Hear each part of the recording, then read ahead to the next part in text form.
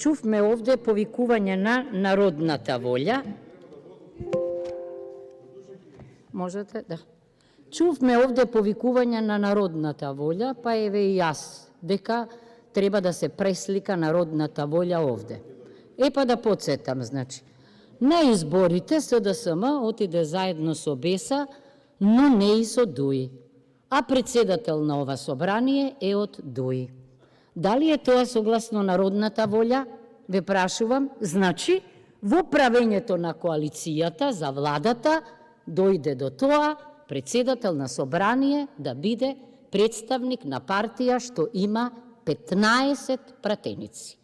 Морам да кажам дека тоа е многу невообичаено во компаративната парламентарна пракса, бидејќи вообичаено председателот на собранието ја отсликува народната волја и најчесто доаѓа од партијата што има мнозинство гласови. Зошто? Заради легитимитетот. Ама има и други случаи. Понекогаш во некои парламенти, заради дигнитетот, интегритетот на некоја личност, председател на собрание дури може да биде и од опозицијата. И низ оваа призма јас сега размислувам за господинот Зендели. Немојте да се повикувате на народната волја доколку таа не е пресликана секаде. Тоа е првото. Ова е опасен преседан. Но преседаните во ова собрание започнаа уште на конститутивната седница. Имено, дел од конститутивната седница е изборот на комисијата за прашања за избор и именувања. Зошто? Затоа што во членот 22 се вели дека кандидат за председател на собранието може да предложи комисијата за прашања на избори и именувања или најмалку 20 пратеници. За жал, председателот не дозволи да се конституира, се избере комисија за избори и именувања и така тој осамна како единствен кандидат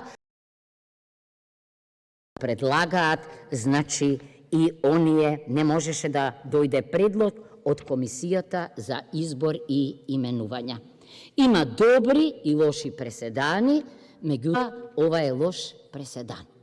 Еве зошто. Бидејќи, значи, сосема во право е колегата Зендели, кога вели дека изборниот резултат е основот за учество овде во различните тела. И тој беше, да бидам да кажам, да ве подсетам, избран за подпредседател. Ама, нашиот председател имаше еден подпредседател Миленик и еден подпредседател кој никогаш не председаваше, иако деловникот вели дека рамномерно треба да бидат ангажирани подпредседателите. Единствениот случај кога доби шанса да председава беше при гласањето за недоверба, кое не се оствари пак заради вас, подпредседателе, и целата шведска делегација беше зграната дека председател на собрание изјавил дека немам намера да ви правам кворум за да гласате за недоверба на владата. Тоа не може да се случи никаде. Значи, избраниот треба да си остане, бидејќи тој гласа по сопствено уверување и ги представува граѓаните, а не партијата. Молам.